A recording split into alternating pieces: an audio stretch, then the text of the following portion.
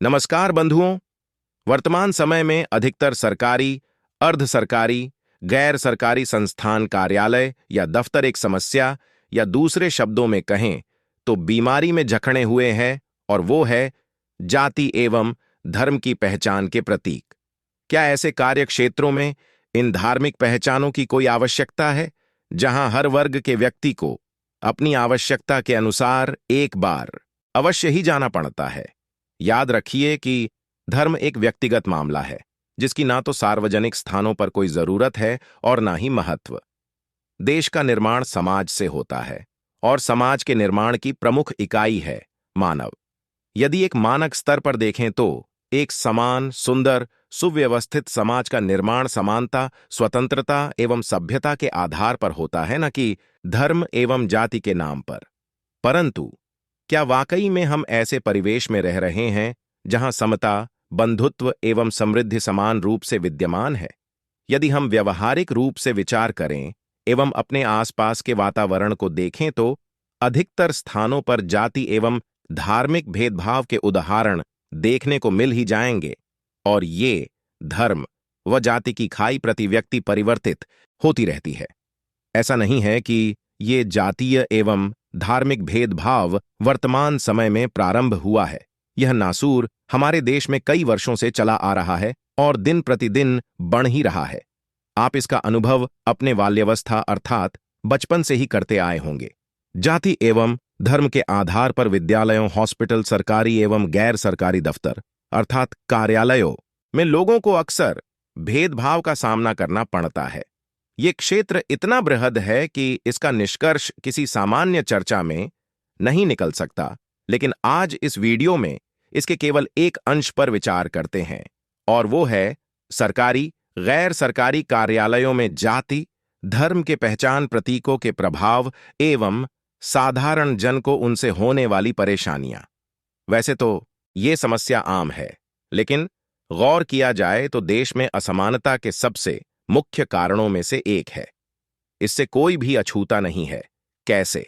इस पर विचार करते हैं। 1. आप किसी ऑफिस में जाते हैं तो वहां काम करने वालों के पहनावे धर्म के अनुसार धारण किए गए प्रतीकों से ही ज्ञात कर सकते हैं कि अधिकारी या कर्मचारी की कुर्सी पर बैठा व्यक्ति किस धर्म या जाति का है। उदाहरण के तौर पर कार्यालय में काम करने वाले अधिकारी या कर्मचारी के माथे पर तिलक, हाथ पर कलावा, गले में भगवान का लॉकेट, सर पर टोपी या साफा, फकीर या मौलाना का दिया हुआ ताबीज आदि। बात यहीं खत्म नहीं होती। धर्म, जाति के अनुसार वहां काम करने वालों के पहनावे में भी अंतर होता है। आप किसी की बनी रोबदार मूछें या लंबी दाढ़ी देखकर भी आसानी से पहचान कर सकते हैं कि वो कर्मचारी किस धर्म या जाति का है। 2. जातीय एवं धार्मिक भेदभाव की सबसे अहम पहचान होती है कर्मचारी की मेज पर रखी वो नेम प्लेट, जिस पर उसके पद एवं नाम के साथ उसकी जाति का बोध कराने वाला शब्द भी लिखा होता है। क्या सार्वजनिक कार्यालयों में उपर्युक्त धर्म तथा जाति की पहचान एवं प्रतीकों की कोई आवश्यकता है? नहीं, बिल्कुल भी नहीं है। अब देखते हैं कि इससे समाज पर क्या प्रभाव पड़ता है। मान लीजिए एक व्यक्ति जिसको आवश्यक कार्य हेतु किसी ऑफिस में जाना पड़े तो वो संस्थान में प्रवेश करने से पूर्व वहां के अधिकारी के बारे में जानना चाहता है। यदि वो अधिकारी उसकी ही जाति या धर्म का हुआ तो उसको एक आशा हो जाती है कि जातिवाद, धर्मवाद के सहारे उसका काम जल्दी एवं आसानी से हो जाएगा।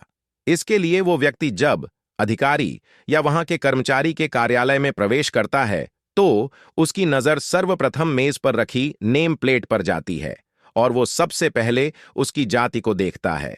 ये अलग प्रश्न है कि जाति या धर्म का उसको लाभ मिलता है कि नहीं, लेकिन उस व्यक्ति में एक आस अवश्य ही जगती है। इस बात से सभी लोग भली भांति परिचित हैं, और सत्य भी यही है। ये मात्र एक उदाहरण है जाति एवं धार्मिक पहचान के प्रभाव का। चलिए अब ये भी विचार करते हैं कि इनसे सर्वसाधारण व सामान्य लोगों को किस कठिनाई का सामना करना पड़ता है। जाति धर्म भेदभाव की समस्या के चलते यदि कोई ऐसा व्यक्ति जिसको अति आवश्यक कार्य हेतु किसी ऑफिस में जाना पड़े, लेकिन उसकी जाति या धर्म का कोई भी कर्मचारी वहां पदासीन नहीं हुआ तो भेदभाव के चलते उसके कार्य में विलंब हो सकता है। मतलब जिस समय अंतराल में कार्य हो जाना चाहिए वो नहीं हो पाता। उसको अपने ही काम के लिए कई बार चक्कर लगाने पड़ सकते हैं या कोई अन्य प्रयोजन करके वो स्वयं की जरूरत को पूर्ण करता है। गरीब, शोषित, अल्पशिक्षित लोगों को ऐसी न जाने कितनी ही कठिनाइयों का सामना करना पड़ता है इस भेदभाव की मानसिकता की वजह से। ये थी देश एवं समाज की सबसे जटिल परंतु आम समस्या एवं उसका प्रभाव। अब ये विचार करते हैं कि इस समस्या का समाधान अर्थात पूर्ण निवारण किस प्रकार हो सकता है। इसके लिए या तो सरकार को कुछ ऐसे नियम बनाना चाहिए जिससे कि सरकारी एवं गैर सरकारी संस्थानों तथा कार्यालयों में इन धार्मिक, जातीय पहचान जैसे तिलक, कलावा ताबीज, टोपी तथा नेमप्लेट पर लिखी जाति आदि पर प्रतिबंध लग सके।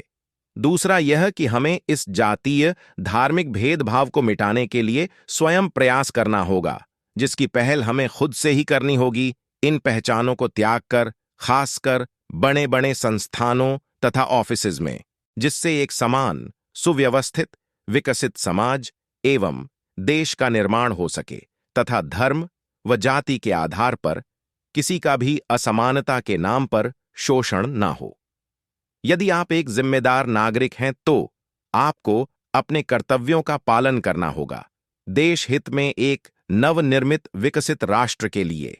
यदि यह वीडियो आपको महत्वपूर्ण लगे और यदि आप भी जाति, वर्ण, धर्म मुक्त समाज चाहते हैं तो वीडियो को हमारे अन्य बंधुओं को शेयर अवश्य ही करें तथा सब्सक्राइब करें। धन्यवाद। जय संविधान, जय मूल निवासी।